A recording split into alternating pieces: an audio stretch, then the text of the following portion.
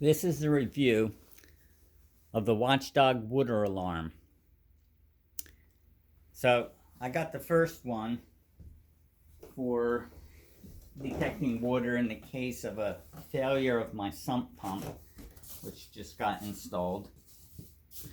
And the idea sounded good to put in other locations, such as under my aquariums, possibly under sinks in case there's a plumbing accident, pipe leaks, and if you are alerted to and detect the leak before damage occurs, then you can save a lot of money. So the cost of the alarm is could be minimal or negligible in comparison to the cost of repairing water damage. So these alarms are relatively inexpensive. Started with the one for the sump pump area, and then I got 3 more for aquariums, etc. So you take it out of the package. First thing you got to do is put in a battery. So the battery compartment's here. You slide this thing out. You pull the battery connector cable out and attach a 9-volt battery. Now, one thing that I think is a little cheap is that they do not include a battery, which, I really think they ought to include a battery, but they don't. So you have to buy the battery separately. Okay, I've just attached the battery. I'm gonna, whoa, I don't know why that happened. Well, this is not good. Let's try this way. I don't know why it would alarm when I inserted the battery forward. That's weird. Now it didn't. I don't know. But I'm gonna insert it this way if it's gonna complain. That never happened with the first unit. Let's see what it does when I go to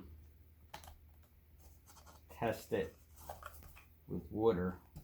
This cable must be in the way because the door's not shutting. There we go. No, don't know why that door won't shut all the way. Let me try putting it in the other way that it was complaining. Let's see if it shuts better that way. Yeah, okay.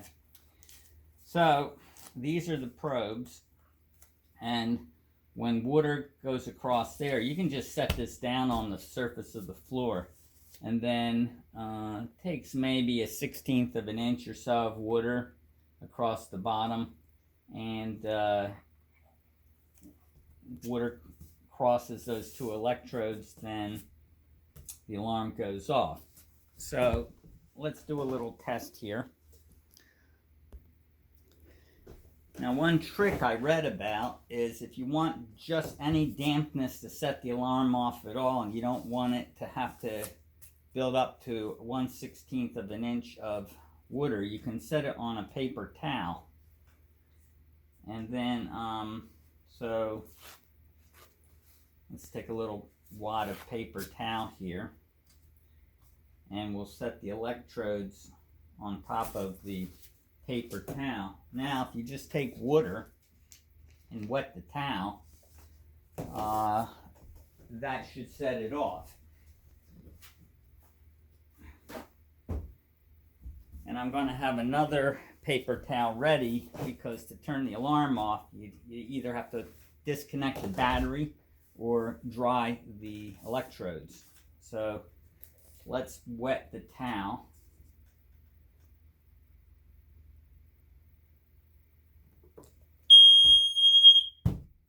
So you can see that basically as soon as the towel got damp, the alarm went off, and I was able to stop it right away by drying it. Also, the alarm is very loud. It's believe it's rated at 110, yeah, 110 decibels. And they say 130, it'll detect water at 1/32 of an inch. So the paper towel may be a little moot, because how deep is 1/32 of an inch? I mean, it's not that deep to begin with, but you can make it just damp surface with the towel.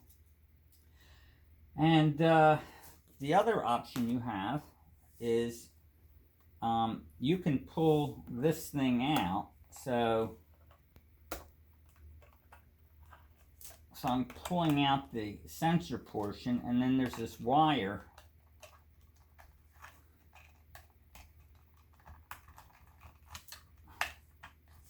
in here, and the wire, let's see what the wire length is. I think it's around it's 6 feet. It's a 6-foot length wire. So you could hang this alarm on the wall, and then put the probe wherever you want it. So you could dip it into a sump pump well, for example, or sump pump pit, in order to detect the water before it even gets to the surface. I didn't do that, and I'll show you why. So what I did was I put the alarm on top of the sump pump lid. Now the sump pump pit lid is about an inch below the surface of the floor anyway. So the alarm would go off before it gets to floor level, even though I don't have the probe in the pit. Now let me show you. I'm going to take this lid off.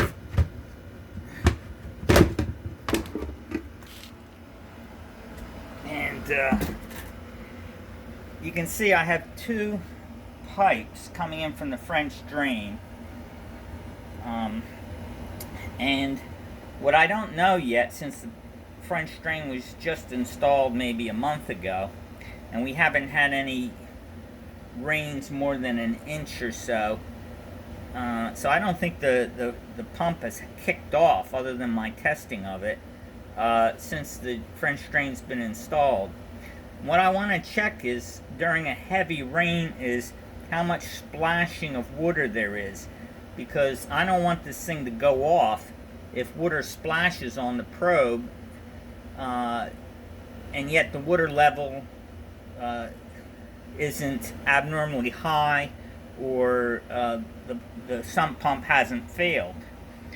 I just want true alarms. So until I'm sure there isn't a whole lot of splashing with this, I mean, if the water's just flowing down there gently, there's no splashing, then maybe I will eventually put the probe down deeper.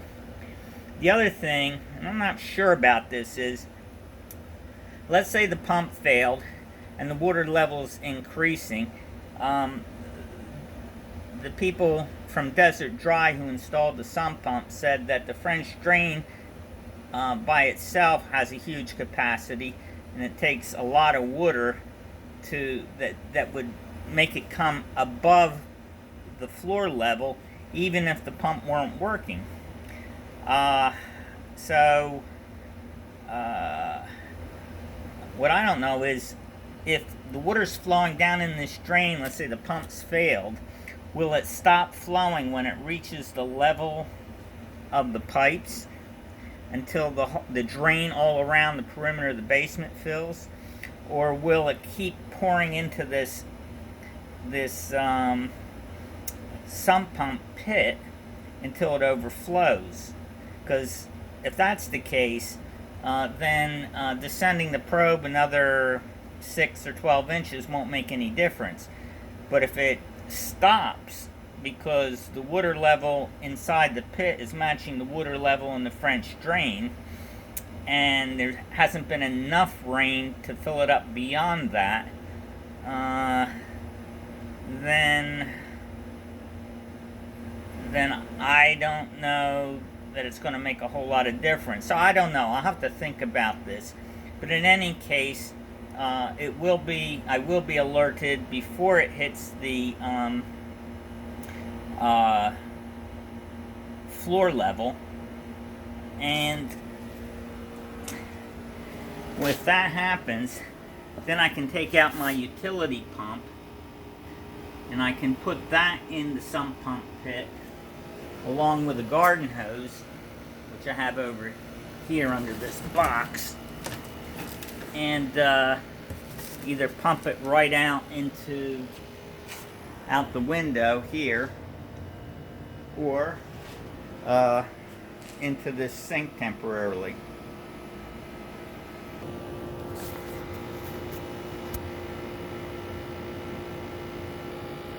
So I was thinking of putting a second monitor under this utility sink here, because this is where I have my aquarium water purification system. And when I fill this bucket up, it takes around 18 hours or so to create 30 gallons of deionized and reverse osmosis purified water. And what happens is sometimes I forget to turn the thing off. There's no automatic shut off of this system. This trash can of purified tap water overflows, and the water gets the floor gets flooded here. And that happened once, and I found out that the drain works well because the water just ran down into the sump pump pit on this side and into a floor drain on this side. So I got to test the French drain system in that sense, and the water just stayed in this general area, and that was nice. Actually, what happened this time, I didn't connect up my purifier correctly, and I left the drain hose inside this little container, and it just overflowed on top of here and went onto the floor instead of in the bucket. This is after I had disassembled everything and put everything back after they installed the French drain. I mean, this basement was a mess. I mean, the whole basement was basically turned upside down in order to clear stuff away from the walls so they can install the French drain. Anyway, I'm going to put one here under the sink so that if I screw up when or forget when I'm purifying tap water, if water gets on the basement, I'll know right away. And I'm going to put one in this area under the basement aquariums. I've had aquariums spring leaks before. You know, if you do this long enough over the course of 20, 30 years,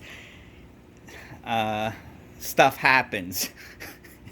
And it's nice to know that should a significant amount of water end up on the floor, you'll be alerted to it. And then I've got one extra one that, I'll stick maybe under a sink. I don't know whether the kitchen sink, a bathroom sink, or whatever. We'll see. So I paid $11.98 for each of the last 3 alarms. And for this review, I was just verifying the price, and I see today it's being sold for $7.89 each. At that price, I might pick up a few more to put under every sink area in the house. Again, it's really cheap insurance. The alarm is supposed to run for 5 years on one alkaline battery. I think it's good insurance. Water damage is very expensive, and a few alarms around the house give you that insurance and peace of mind that if something goes wrong, you'll be alerted before enough time's gone by for significant damage to occur.